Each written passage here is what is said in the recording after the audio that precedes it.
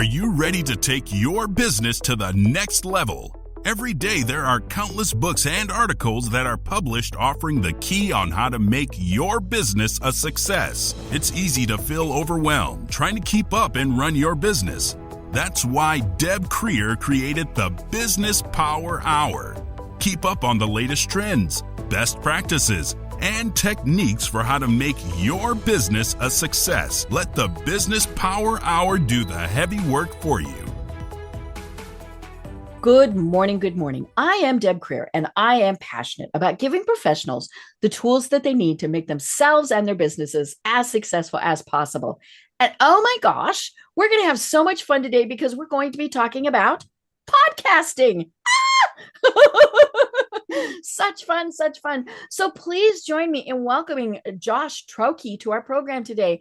Welcome, Josh. How are you? I am doing great. Thanks for having me on. I am super excited about this. We're going to have some fun. We are. Well, let me tell folks about you, and then we will dive into this because I know we're going to have a lot to talk about. So Josh Troche is a versatile professional with over 20 years of experience in sales, technical assistance, and video. He's cultivated a strong online presence, amassing over 19,000 YouTube subscribers and achieving numerous videos with million views. Leveraging his expertise, Josh founded Pedal Stomper Productions, and you can bet I'm going to ask about that, a leading podcast production company specializing in helping businesses reach their target audience and elevate their marketing efforts. He's worked with hundreds of companies, including international brands, to develop and launch successful podcasting programs that drive results.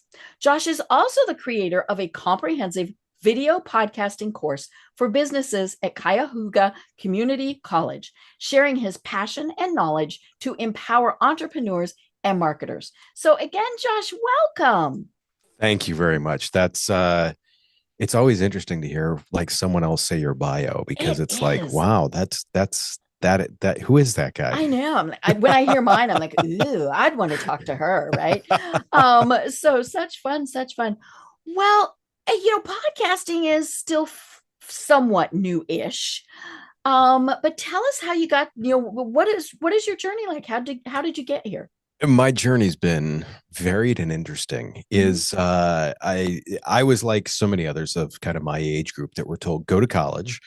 I went for a year and absolutely hated it and thought this is not for me. Found a really good job. I loved cars. Always was around cars, motorcycles, things of that nature. I ended up as a salesperson and then technical assistance rep at Summit Racing Equipment for about 10 years. I was answering people's questions. They'd order parts. They'd be like, this is wrong. I'd be like, nope, you're wrong. Here's how you do it. So then in a polite way. Correct. I would nudge them in the appropriate direction, as I like to say. I did a stint in agriculture, enjoyed that. Did a lot of sales stuff, a lot of traveling with that, got to see like a lot of the Eastern agricultural roots of the country. And loved that. But there was always something missing. And when I was younger, I had done videos with friends. I am like every other person that's on YouTube. If you look at my personal channel, there are videos of me 15, 18 years ago that are entirely embarrassing. But they're fun, right? That's why you don't take them down. Right. We were young, dumb, and having a lot of fun. It's a good recipe. So here I ended up at a semi-truck dealership, and because I'm kind of the technical knowledge of stuff is where I kind of excel, and there were some issues in some of the sales department there. So I needed to find a way that I could reach out to others to sell trucks. And it started with some pictures. Then it started with me doing videos, just a voiceover. It ended up with me on camera. And at that point, I really found a love for the video side of it and the speaking to people. And it was literally just me talking about these trucks that we had for sale. This truck has this option. It's got these wheels. It's got this fuel tank. It's got all these other pieces to it. I really enjoyed that piece of it. And friends like, can you shoot this video for me? And I'm like, yeah. I shot a video for a friend and I'm like, Mhm. oh, that was a lot of fun. Mhm. And the moment that I knew I was going to have a business out of it Mhm. was I was hanging out of the back of a Dodge Caravan at a racetrack Mhm. filming a one of like 400 Dodge Viper. And I'm like, Whoa. right. I'm like, and here I am, I'm hanging out, I'm Mhm. harnessed in, but I'm Mhm. like, and they're paying me to do this. Right. This is pretty cool. Mhm. So I hear with the trucks, I kept making the videos better and I kept Mhm. working with them a little bit more. And there's a couple of videos where I got to 1 million views on Mhm. them because I Mhm. said some things that were controversial and Ah. kind of it wasn't clickbaity, but it was Mhm. enough to be like, look, let's let's address a big Mhm. topic Mhm. here. Right. And we did. And so right after I started my business, it was interesting. I did a video for a very local, like county political Mhm. candidate. The guy that was in charge of that has worked on some national campaigns, and he Mhm. called me up and he goes, "Hey," he goes, "one of the guys I worked with down in Cincinnati. I'm near Cleveland, Akron area. Mhm. He's like, this guy's by Cincinnati. He's like, he does a podcast. He's looking for someone to edit the video side of that. He goes, Mhm. can you do that? I'm like, is Mhm. there a check attached? Yeah. And he's like, yeah. I'm like, well, I can do that. Sure. And that is where I kind of Mhm. found my love for Mhm. podcasting Mhm. and those types of things. Um, when I really realized the power of it, and this is a story I love to tell, um, consistent video can be game changing Mhm. for businesses, Mhm. for people. As you know, Mhm. we're 1190 or 1092. You said 1,093. not 1093. Mhm. So yeah, you Mhm. know the power of consistent Mhm. video. Mhm. I was sitting at my desk. I was still in sales, Mhm. and I was sitting at my desk and this truck driver comes walking in. He's got 4 days worth of potato chip grease on his shirt. He just comes in, sits down right across from my desk. He's like, hey Josh, how's it going? I'm really Mhm. excited to be here. And I'm like, who in tarnation are you, is what's Right. going through my head. I'm like, Uh-huh. who is this guy? Mhm. And he's like, dude, he goes, I watch all your videos. I was really looking forward to Mhm. having the chance to come in and sit down and talk with you. And I'm like, this guy thinks I'm his friend. And all of a Mhm. sudden I'm like, oh my God, this guy thinks I'm his friend from all the Right. videos. Mhm. He's Like how connected we with get me. attached to TV characters. 100%. Mhm. Mhm. He's connected with me. He's Mhm. made that connection. Mhm. He feels that he knows me. Mhm. He only knows me when I'm walking around a truck, but hey, Mhm. that's when I started to Mhm. realize the power of video and Mhm. how it builds that know, like, and trust. We talk Mhm. about that a lot. Mhm. And but so that was a portion that kind of convinced me, okay, that this is a business that I Mhm. want to be in. Mhm. The other part about it was too is it allows me from a business standpoint to help. We work with some Mhm. nonprofits, Mhm. and there's a nonprofit that I get to work with every year, and they show the videos at this big gala event, Mhm. about 300 people there, Mhm. and it is one of the few times I get to watch people watching my video. Ah, fun. It is. So I see the video come up on the Mhm. screen and I see everyone looking at it. Mhm. I don't need to watch it. I've seen it like Mhm. 200 times when we edited it. Mhm. Mhm. Right. And you don't want to watch it again because you'll find the one thing you screwed up, right? Correct. 100. You hit the Mhm. head of the nail Mhm. right there. So yeah, so I get to, and like last year was one, it was a very emotional video, and like 30 seconds in, I'm watching like half the crowd start to cry. Ah. And when I realized, I mean, first off, I'm over there, I'm Mhm. like, yeah. And I'm Mhm. like, is that diabolical? Mhm. But really But then you're is thinking, I did that.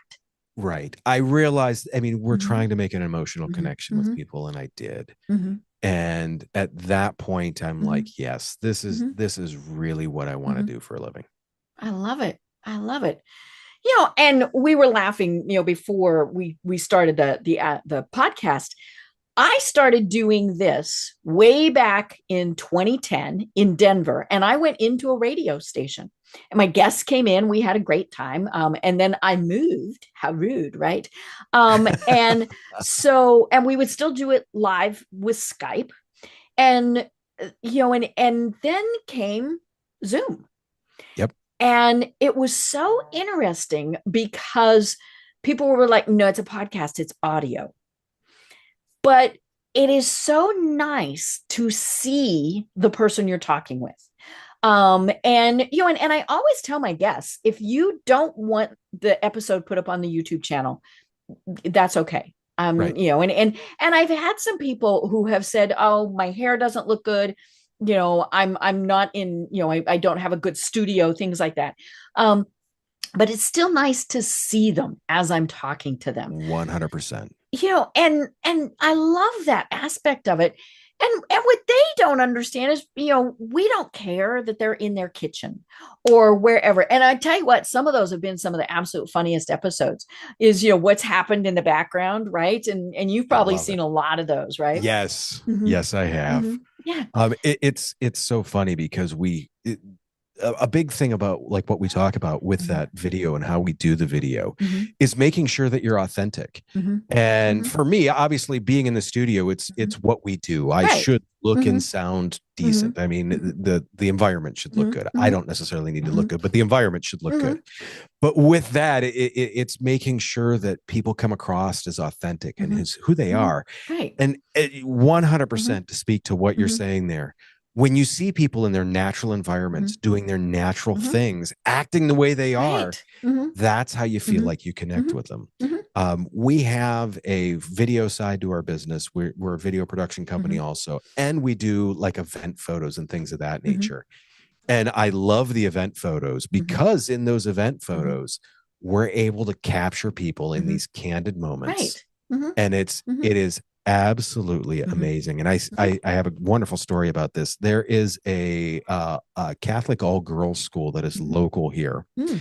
They were celebrating their 100th anniversary. Oh, wow. They had some ladies in there from, I believe, the class of 1960. Oh. Mhm. Right. So, Mhm. and what I saw, Mhm. like I saw two of these ladies walk in. The Mhm. one was in a pair of Mylar pants, and I was like, I think I'm going to be friends with this woman. Yes, yes. And She then looks fun, she especially was going to a Catholic girls' school. 100%. And then the additional piece to that was her friend that Mhm. she occasionally hangs out with. Mhm. She walked in a sport coat that had flames on it. And I was like, oh My my people, goodness. my people. Right. 100%. And Mhm. as I got so many great Mhm. pictures of these ladies Mhm. interacting Mhm. and laughing and Right. smiling Mhm. and talking about Mhm. these old stories Mhm. together, that to me, to be able to Mhm. capture that moment, to hand Mhm. that to them and say, Mhm. look, Mhm. here's how you look in the moment when Mhm. you are truly Right. enjoying yourself. It Yes. was just Mhm. awesome. Mhm. Right. And it's funny. I mean, the things that I have had happen in the podcast are now, if it's something that is going to detract, yes, I edit that out, right? But like I remember one time we had a guest and he's getting the alarmed look, the uh-oh look, right? And I'm thinking, wonder what's going to happen. And I always tell people, and in fact, I forgot to tell you this, I do not heavy edit. And I do Right. all my own editing. We'll talk tech pretty soon, but I leave in the uhs, the ums, the knows, because we are having a conversation. Yes. Now, something big happens. Yes, I take that out. But this guy's going the uh oh, and here comes the cat up and over, and then obviously saw the light on the camera because it went whoa, right, and so we had Catzilla. I mean, it was the funniest thing in the world. And he told me, after we shooed the cat away, and I said, okay, well, you have to know, we will leave that in. And he said, I didn't know. He said, I thought if I threw something at it, he might knock things over. I mean, it's just, and then I had another guest who, this was right when COVID started, and was talking with him, and he didn't have a home office. I mean, he had never needed a home office. He had an Sure. office. And so he was at his kitchen table. So his kitchen is behind him. That's fine. We're doing the interview. In comes the teenage son, who very quiet. And I'm thinking this guy sees it. He knows what he can see what I see, right? And so the kid goes back and forth in the kitchen, making himself a sandwich, whatever. Extremely quiet. You never knew that child was there. But then as he picks up his sandwich, he turns around and he waves. He knew he'd been on camera the whole time. Of course, you leave those in because part of this, we talk about the know, like, trust. The like is, oh my gosh, they're like me. Their kid wanders through, their cat does this, and so then we're going to think, okay, well, let's go a little bit further with this. And we don't need things to be the slick, polished Hollywood productions, because then we're thinking, wait a minute, what are they going to sell us? It's funny. There's 2 points that I want to say to that. Is the one is I love the fact that you leave in the ums and ahs and the stuff like that, because those truly are what make conversation. And it's what makes that interaction a great interaction between people. So that I absolutely love that you leave that in there. I encourage people to leave them in. Right. If someone has a really big issue with it, then I'll say cut some of them out. But for the most part, I coach people ahead of time. Make sure that you're going to say things, try and avoid the filler words, things of that nature. The know, like, and trust thing that you talked about. There is a podcast that I listen to. He typically starts the podcast with a ridiculously offensive joke every single time. And it's because he knows his audience is 27 to 35-year-old men typically. If you are offended by that joke, you're not going to like the rest of the podcast. 100% it. Right. So to me, it's those things. And what so many people, you know who your audience is, you know who you're going after, you know your target. So many people, they think of this, I want to talk to everyone. And it's like marketing. You're not marketing to everyone. Correct. The analogy that I always love to use, that I teach in many cases, if you go into a room of 100 people and start talking, a few people are going to look at you like you're psychotic for a few seconds, but then they're going to just ignore you. Right. If you and I are in that room together and we start having this really good conversation, guess what? You're the target audience, but other people are going to start to listen in, and they're going to be like, oh, hey, this isn't meant for me. But it sounds fun. Right. I'm going to listen. There's good information, or it's educational. They're going to listen in. So once again, I always tell people, pick the person that you want to talk to. Right. And other people will listen. Don't try and talk to everyone. I had someone else in the class that I teach too. Her podcast was to single fathers that had maybe only partial custody of their kids.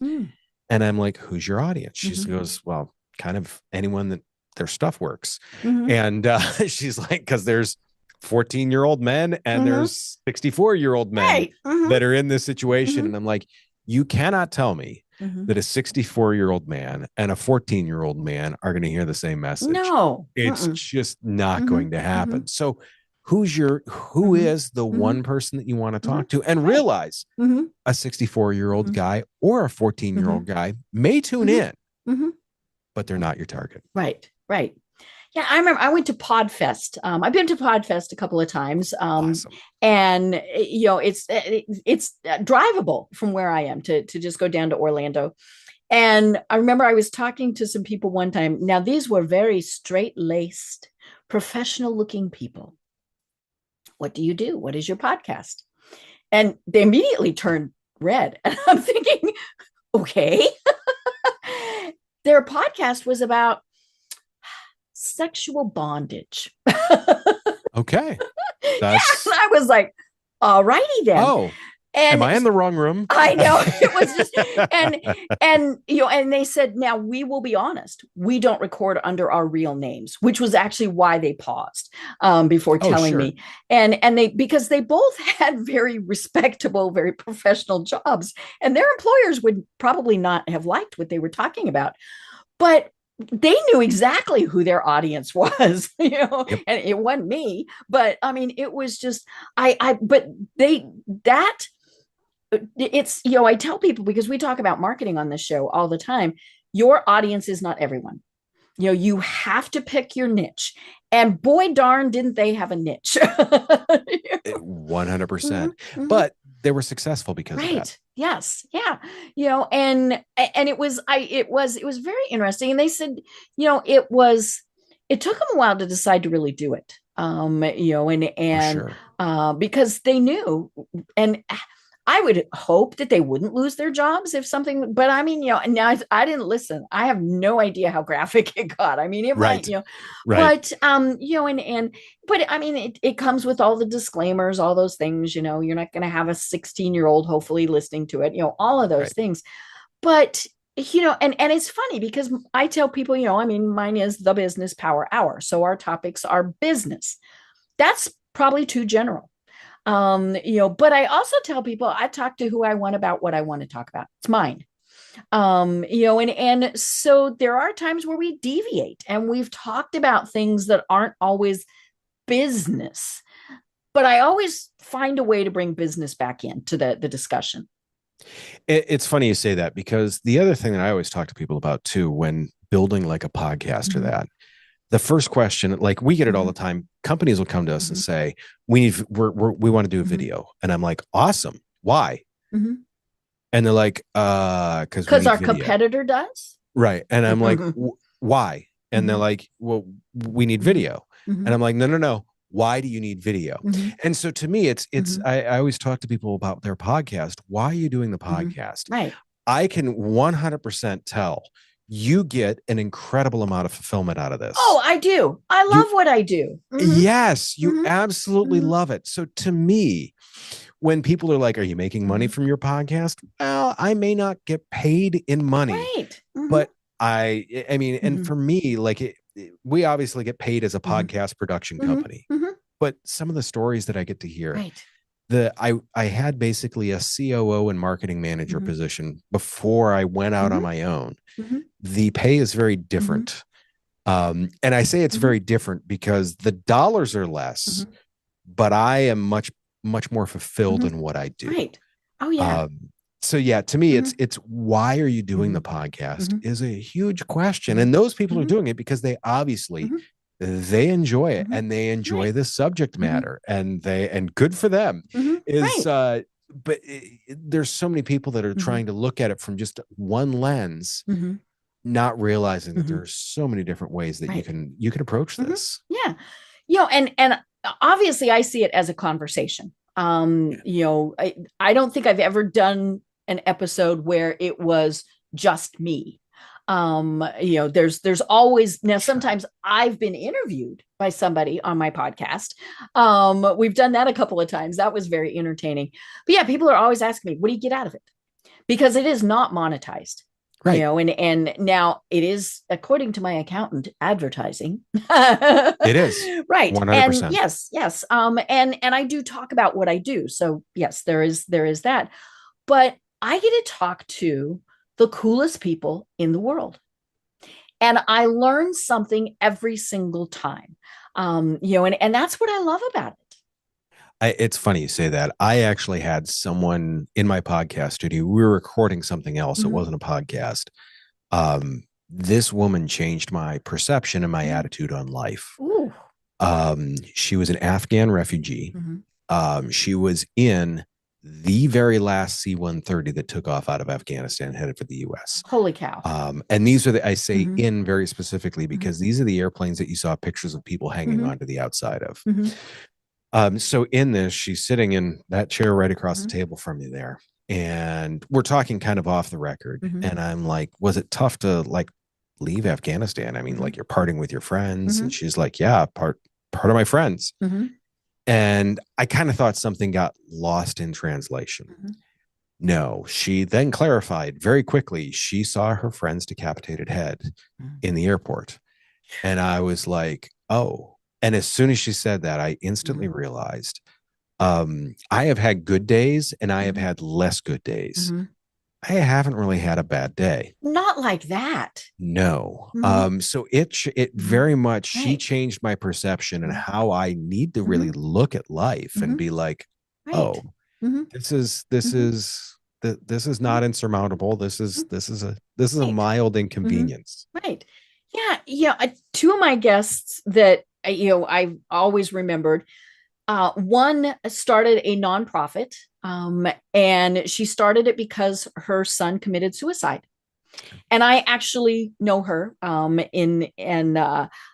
moved to Atlanta when her son committed suicide. But he had overused marijuana. He lived in Colorado, right? And his young brain couldn't handle that. And and so she has started this wonderful nonprofit.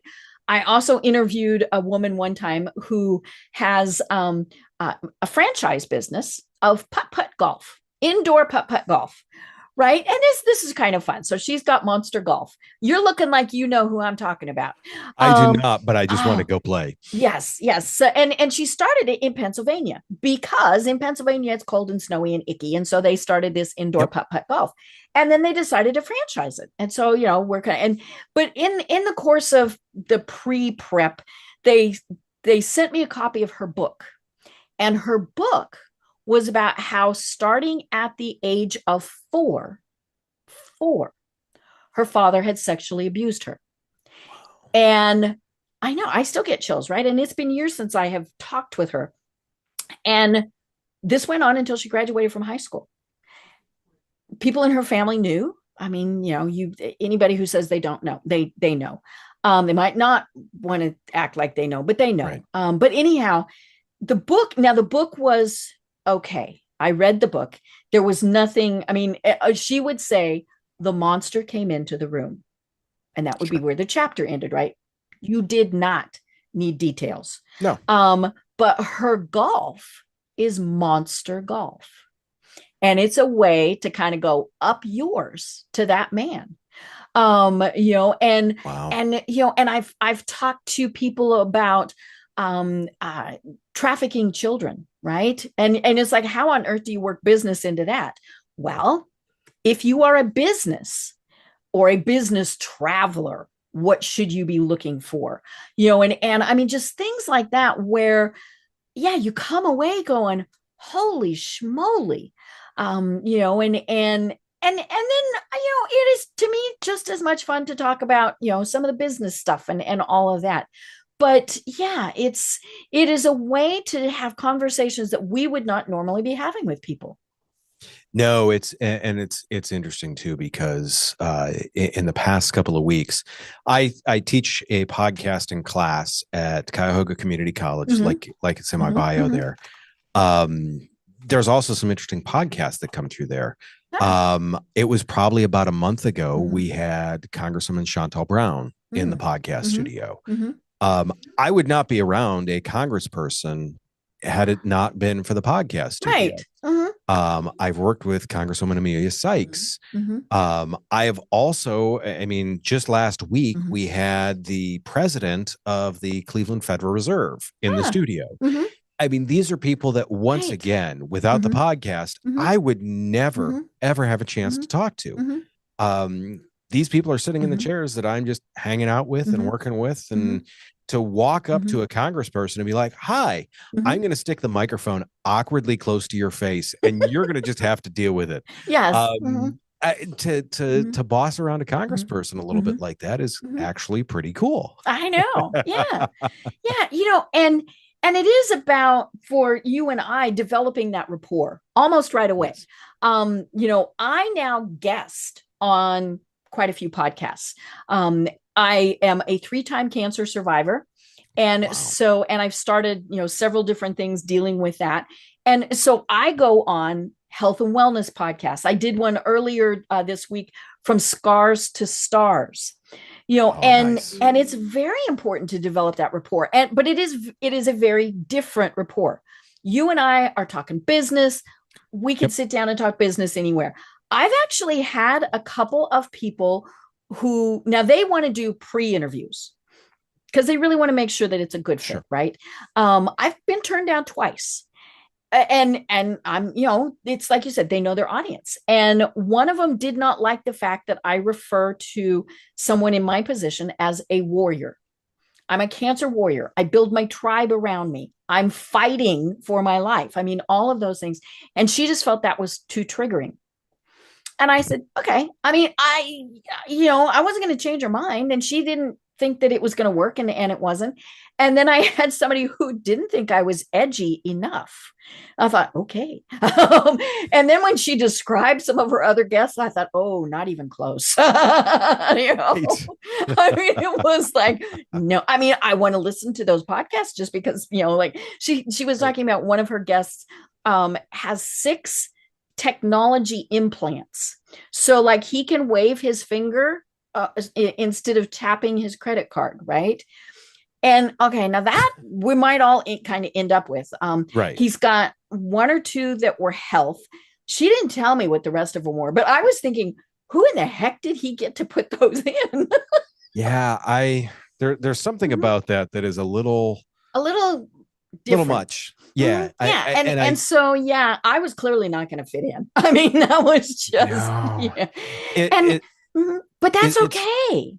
It's 100%. It's so funny. I see, like, when I work with some people that are occasionally doing job hunts, and I always tell people job hunts, dating, there's a lot of parallels between the two of them. But what when you look at that, it's not that you weren't good enough for the job. It's not that you weren't good enough for that person. It wasn't a fit. Right. And you shouldn't feel bad about that. Everyone has their fit, and everyone fits someplace or another in society. It's who you do fit with. It's who you don't fit with. There are 8 billion people here. You ain't going to work with all of them. No. You know, and it's important as a podcaster to kind of have your ground rules. Yes. You know, your criteria, all of those various things. I've turned down a couple folks. 2 of them I turned down because they would not swear. And now we say those words, you know, but I also clicked the link that says that I don't have those words in my podcast. And, you know, and it's funny because it's actually kind of fun when I go on somebody's podcast where I can say those words, but this is a business podcast. We don't, you know, people don't need to be dropping the F-bomb in a business podcast. And I had one guest one time, or, you know, she was pitching and I mean, I knew that she wasn't, you know, she would not be able to tone it back. And so, you know, we were just kind of chatting afterward, you know, after we decided it wasn't going to work. She does public relations. She does public relations for extremely edgy companies, very athletic, like mountain bikes, all sorts of things. Yep. And she has to swear like a sailor or they're not going to pay attention to her. You know, and so she knows her target market. And so, but yeah, it's perfectly fine, folks. If you have a podcast to say, I'm sorry, but no. It's funny you say that. So there's another podcast that I do with I always say that we co-host it. We don't. I'm the host. She's the co-host because I'm the one that drives it, but she talks more. But it's good. And it's a good thing. She talks more. What the funny thing about that is she's a CEO. She's got multiple companies. Unbelievably intelligent woman. I always feel great to be just privileged to be in the room with her. She is she tells it like it is, but there is a polished delivery to it. She says these things in a way that is very direct, but also very polished. And that's part of the reason why her and I work is because I sit on the other side of the table and we will politely say slightly less polished. I'm like squirrel. Yeah. Right. So it's nice because we get this. She, like I said, she's very direct but polished. If someone wants something a little bit rougher, they can still get that in the podcast when I open my trap. Right. You know, and there's, I don't even know how many millions of podcasts are out there. You know, and 4 million active. Yeah. And active is they're producing every once in a while. every month is typically the moniker for that. Yeah. You know, and I do 2 a week, which, you know, and an hour. I mean, so that's a lot of prep. You know, and if I'm talking to an author, I read their book. Okay. Now I have a secret I have to tell. If they send me their book as a PDF, and I'm fine with that, they do not need to send me the physical book. I would have been overwhelmed with books a long time ago. Adobe, now I pay for this, but Adobe has a feature now where it will read the book and summarize it for me. That was a game changer. It is. And I love the fact that you do that. My co-host on the Business Fix podcast is Chrissy Myers is her name. She wrote a book called Reluctantly Resilient. It's a great book. It's about 140 pages. Good read. When I was telling people, like, she would guest on podcasts and people would be like, so what's your book about? And I'm like, holy cow. And her book, like her story, to give you the basics on it. She was working in her parents' company. She was getting ready to kind of take it over. They sold healthcare when the ACA or Obamacare or whatever name you want to give it was coming in. It was going to cut their revenue by about 60% overnight. Now, since this is the business power hour, I want everyone out there to think, what happens if your revenue gets cut 60% overnight? Ouch. 1 month before that, almost 1 month to the day before that, her husband committed suicide. Left behind her 2 kids, dog. She then is like, I mean, her life very much turned into that. I'm sure we've all seen that gif of that dog in a bar drinking a beer and the bar's on fire. And he's like, it's fine. Everything's fine. We're good. That is how she tried to exist in her life. And because of that, she almost burned her house down. So, I mean, talk about the fan, as what I like to say politely, the fan needing a serious pressure washing. Because a lot of poop hit it all at the same time. But like I said, people come in and are like, so what's your book about? She's like, really? Yeah, you have to ask a question that's related to it. Right. Yeah. Now I get, I mean, we've done over 1,000 episodes. I get pitched 3 to 5 times a day. Sure. And, and these are, people who are paid to pitch a guest. I pay somebody to pitch me. So, and frequently they are pitching a book. If they are pitching a book, first of all, I am going to say, if you're pitching a book, you got to give me a copy. E-version is fine. But if they're pitching a book, I had better be able to say, oh my gosh, that chapter on X was so interesting or whatever. And, and do I cheat now and use AI? Yes, because business books frequently are well over 200 pages. It's interesting too, because I have found there's a lot of business books that I can't read. There was one that someone recommended that I read that I would read, and I had numerous people like, dude, you should read this book. They're like, it's great. I put the book down. I was super pumped to get into the business. And I got through the first chapter and I'm like, I can't do this. Because the entire first chapter was rah getting it, like rah stuff. And I'm like, no, wait a minute here. I already bought the book. You don't need to convince me of it. Tell me the things. Yeah. I already bought it. You don't need to sell me on this. Let's get to the things. Yeah. So we that, to me, that's part of the prep is reading the books. But yeah, it's, I mean, like we said, there are how many million active podcasts? About 4 is the last I heard. And the last stat that I heard is most of them don't make it past 34 episodes. I don't know where 34 came from. No, I can actually. I think it's less than that now. It is actually less. It is 86% of podcasts, or 84%. I'm sorry, 84% of podcasts do not make it past episode 15. Right, because it is a hard work. Oh, it's a ton of work. You've got 15 episodes, you said? Yeah. Back in 2010, we had 15. And now I have a producer. That helps a lot, right? Now I still do, we were kind of talking, I still do all the editing myself, which is why I leave in the uhs, the ums, the knows. But yeah, it is a lot of work. It would be so much harder if I was having to come up with the topics, right? I'm just talking to people about what they have pitched to me. And so that is so much easier. Sure. But yeah, it's a challenge, but we love it, right? Because of the reasons we've been saying. It's funny. One of the things that I always say is like I do a 30-minute what we call no pitch podcast consultation where someone can bend my ear for 30 minutes, ask any podcasting question you want. I'm happy to answer, and we go over like camera angles, stuff like that for people. Just because I absolutely love it. But when people ask me, they're like, what is it you guys do? My simple answer is we give you your time back, because there are pieces of your podcast that you love, and there are pieces of your podcast where you're like, oh gosh, I got to do this. So I've set up my business around those pain points, which it's so funny when I say this. I've said this to a couple of other business owner friends of mine, and I'm like, you guys do the same thing.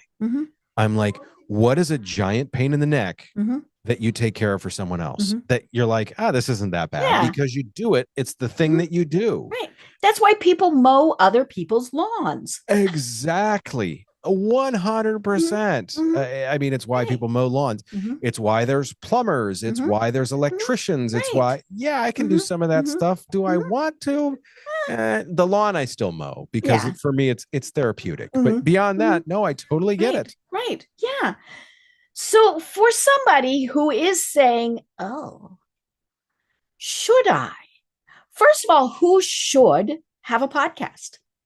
Yes. I mean, now that said, there are some people that shouldn't. There's some people that I have talked with that just have all the personality of a doorknob. I was about to say all the charisma of this computer mouse right here. So, and I tell them, there's people where I'm like, look, a podcast may not be the right bet for you, but we work with them to find other things. For me, the podcast is really, we talk about it. It's a content generation engine. For anyone that is looking to build content, because we help people like with the podcast that we do with some people, we help them build an email newsletter off of that. So they get a topic that they talk about. Maybe they're the expert on it. Maybe they bring in someone else the same way you do. We'll help them summarize that. So now you've got the podcast, then we'll cut it up into clips. So now you've got your Instagram reels. What I always like to joke about that is we give you the Instagram reels that people are scrolling while their legs are asleep, sitting on the toilet. So we help with that. Or the other one that I will say, typically, depending on the audience, we give you the Instagram reels that you're scrolling while your husband is watching something on TV.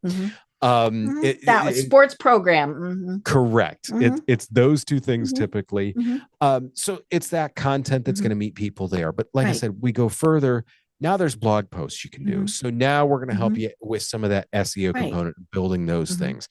Additionally, newsletters, email. I am very big on email right now. And a big part of the reason because of that is when I look at, there's a lot of people that have all their eggs in one basket. Years ago, when I first started at Summit Racing, I learned do not do that because Summit shipped pretty much, they were a mail order company. They shipped everything with UPS. UPS went on strike. They had 6 weeks where they couldn't ship anything.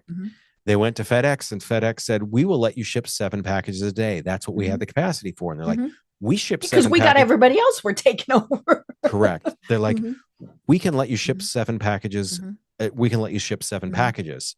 Someone's like, we do 7 packages a minute. They're like, great, you're done at 8:01 a.m. Yeah. So what I tell people is you can be deplatformed. If TikTok goes away, if YouTube goes away, what happens if they change the algorithm and suddenly you fall out of favor? Have you lost contact with all your clients? Possibly. Right. So what I like to say is let's build up that email list. Let's use the podcast. Let's use those other things to build up the email list. From there, guess what the podcast can do? We can take a chunk of the podcast, turn it into words. Now we're going to add, and the other thing is too, no one wants to be spammed.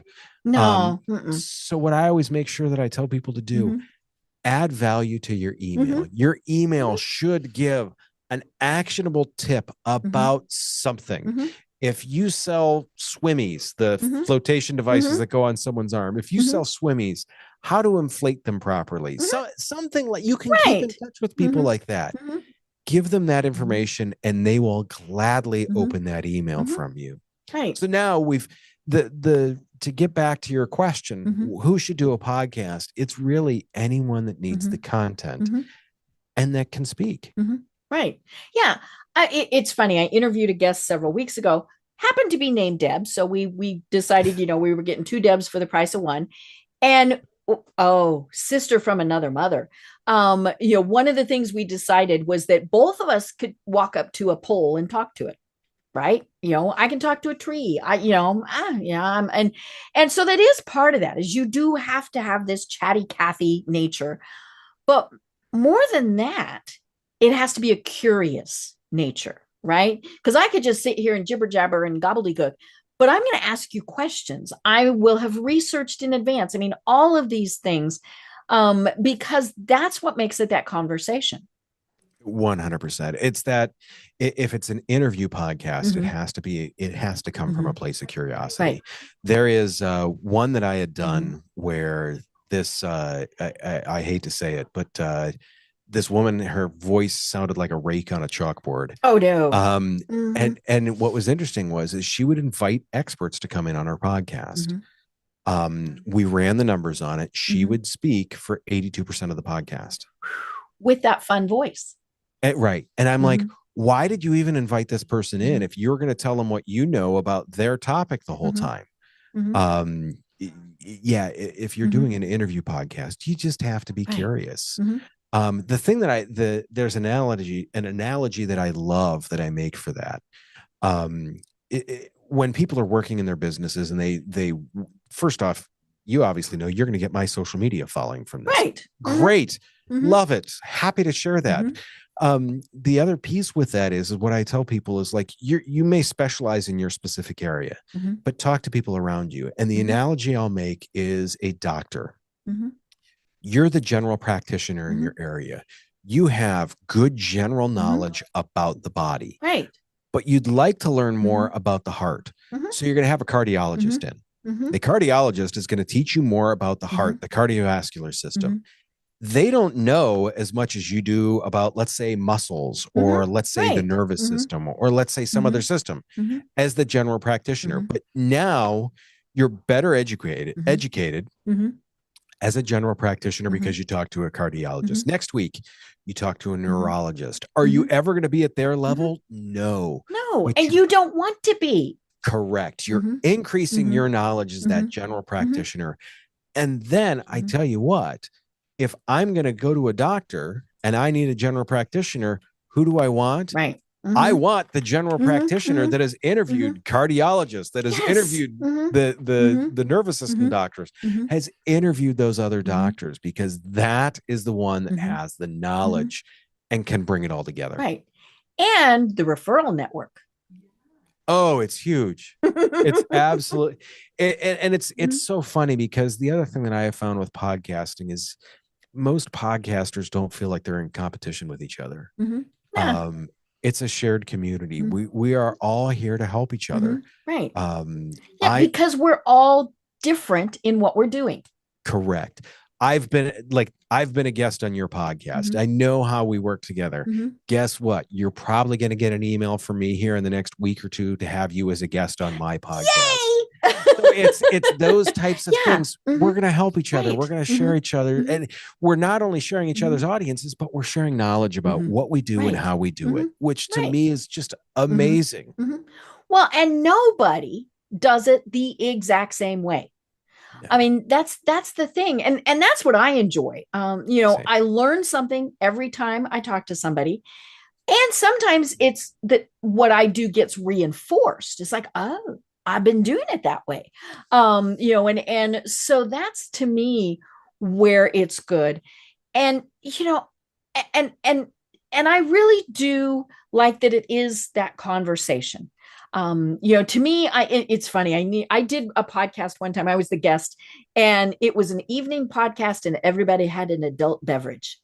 Now, I had a very little adult beverage because I get really silly and stupid pretty quick. But yeah, I mean, it was a totally different atmosphere, right? But it was that conversation. You and I could just as easily be sitting here with a cup of coffee, like we're sitting in Starbucks. I had somebody want to hire me one time to do their podcast, to do their production, and they wanted it 100% scripted.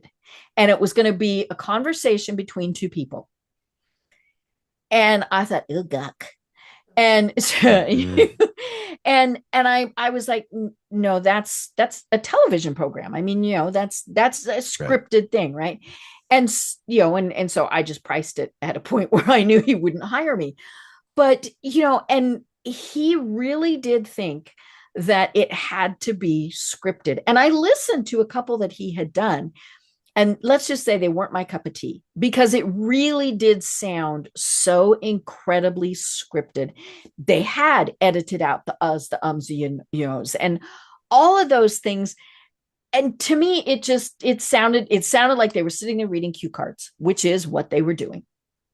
What's interesting about that is from a video perspective, we typically encourage people not to use a teleprompter. And the big reason being is that is a skill. I'm able to use a teleprompter. It's something I've practiced. Right. Yeah. The funny thing is, Chrissy, my co-host on the One podcast, I talked about her book, and she reached out to me and said, hey, this is how her and I became friends.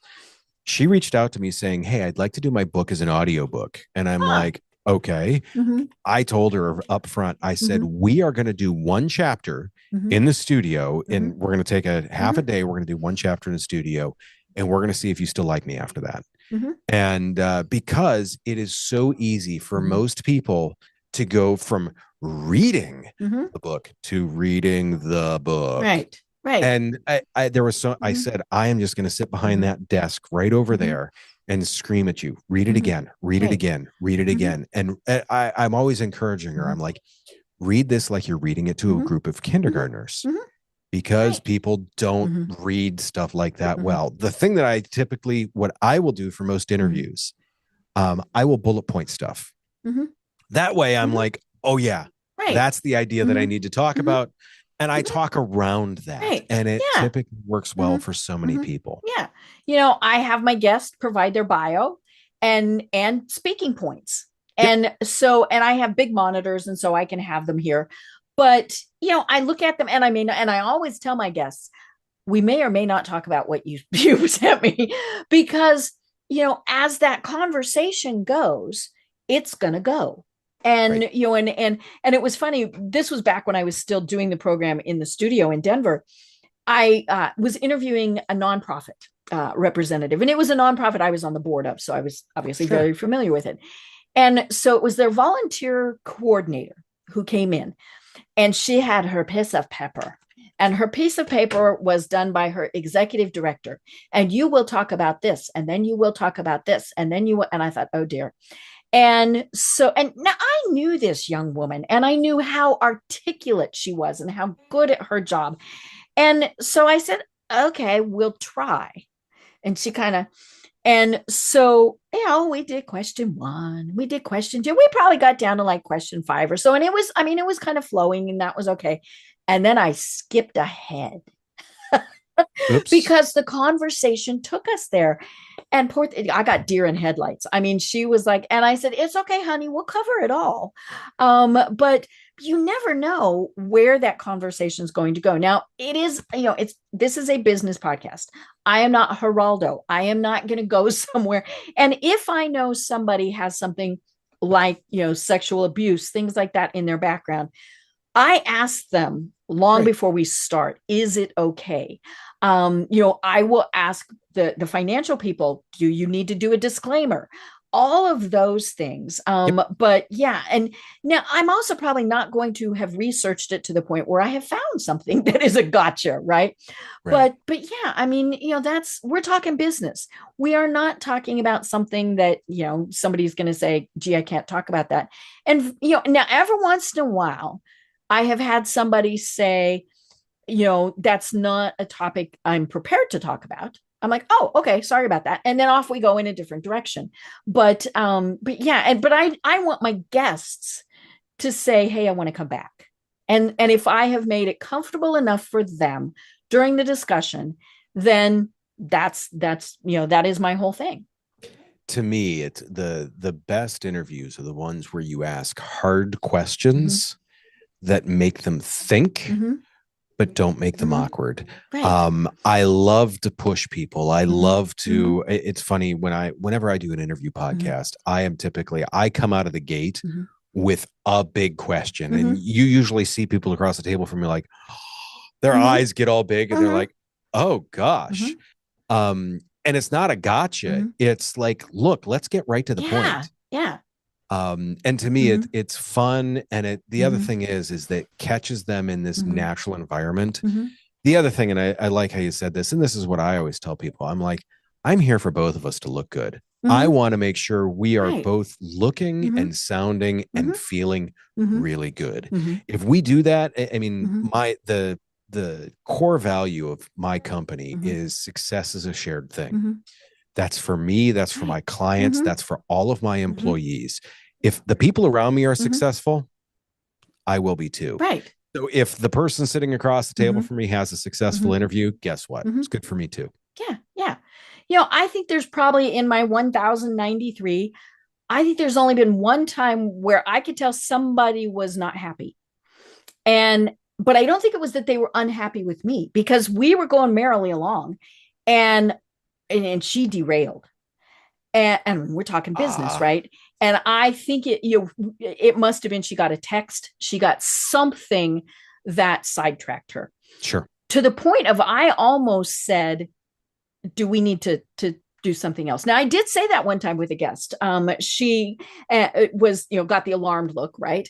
And then she says, oh my gosh, I'll be right back. And I was like, whoop, whoop, whoop. So I hit pause and I'm like, all righty. And then I could hear small child crying. And I thought, oh no. But she doesn't come back, and she doesn't come. Now it's probably 5 minutes, right? But it seemed like a really, and I'm an to the point, eternity. I'm thinking, am I supposed to call 911 and try and figure out how, and then she comes back and you could hear, right, from small child. And I said, is everything okay? And she said, oh yeah, I just watched her fall down a flight of stairs. Oh, I said, this is not that important. right. We can Right. pick this up some other time. And I kid you not, this was clearly not this woman's first child, because she says, it's okay, she's over there with an ice pack. Good. I was like, okay. But yeah, I mean, you never know what's going to happen. And, all of these things, to me, you really have to be very good at impromptu and, things like that. Yep. But yeah. Well, oh my gosh, Josh, we didn't cover half of the stuff I wanted to, which is, typical when we get to really having a good conversation. Par for the course. I know, which means that we will have you on again. Hopefully you had a good time and you want to come back. This is awesome. Yeah. And so we will do that. But for people, because I didn't even ask, how on earth did you name Pedal Stomper Productions? I used to actually race bicycles. Okay. And they're like, dude, you're trying to stomp the pedals off the bike. Mm-hmm. And so it stuck with me as a nickname. I later went on to race go-karts and mm-hmm. cars, mm-hmm. and which you're still stomping on pedals mm-hmm. with those mm-hmm. two. And I thought, we're sticking with it. So it's a unique name, right? Exactly. As opposed to Josh Troche Productions. Right. Mm-hmm. I am not a stuffy type. Mm-hmm. I'm pretty sure you may have picked up on that. Yeah. And see, I had to say it stuffy. So, right. Well, for people who are going, okay. I need to at least explore this. How do they find you, and what are the services that you provide? Pedalstomperproductions.com mm-hmm. is the website. You can go there. If you look up Pedal Stomper Productions on YouTube, on Instagram, on LinkedIn, we've got 2 LinkedIn mm-hmm. profiles. We've got one for our photo and video side mm-hmm. of the business. We've got another one for the podcasting. Mm-hmm. We do photo and video for marketing purposes. We're big on making sure that we are providing a value for people. That's what we want to do. The same thing. If someone's looking to start a podcast, like I said, if you go to the website, we have mm-hmm. our no pitch podcast. Mm-hmm. Consultation. I will talk to anyone for half an hour. Mm-hmm. Ask me any question you mm-hmm. want to about podcasting. If I give you a dumb look, that means I have no idea. And I am perfectly happy. You want to do a admitting that. podcast about what? Right. Mhm. And for me, so many people have questions about the ins and outs. Where do I post this? How do I post this? How do I do this? What happens when I do this? And you go to the internet and you're going to get 52 answers. We can at least give you a direction on stuff like that. And additionally, I help people figure out if they've got a podcast. I see so many people like you're framed pretty well with this. We see I'm so not many looking people off to the side. I'm not. Yeah. Right. And I see so many other people, they've got like 4 feet of room above their head Or and the their fan. chin. Right. And their chin gets cut off by the bottom of the frame. And I'm like, what is going? Do you not realize your face isn't on camera? So They we talk see about what that. we see. Correct. So people aren't paying attention to that. So we go over stuff like that. Cool. Once again, making people look and sound good is what we do. And it's what I truly enjoy. I love it. I love it. Well, this really has been so much fun. And I promise we will have you on again because obviously I have a passion for podcasting. And so I want to share that. And I want other people to join our family. So Yes. Yes. So we will have you on again. But until then, do you have any final thoughts that you want to leave everyone with? I always say I finish every show that I do personally where I'm the one that finishes. And I always, the thing that I always like to say is either our core values as success is a shared thing, but I kind of stole something from Stephen Dubner of Freakonomics. He says, take care of yourself. And if you can, take care of someone else too. And that's what I always like to leave with. Oh my gosh. I love it. Well, I'm Deb Creer. I have been speaking with Josh Troche of Pedal Stomper Productions. And until next time, everyone have a great day. Tune in for our next program for even more trends, best practices, and techniques for how to make your business a success. The Business Power Hour, hosted by Deb Creer, is proud to be part of the C-Suite Network.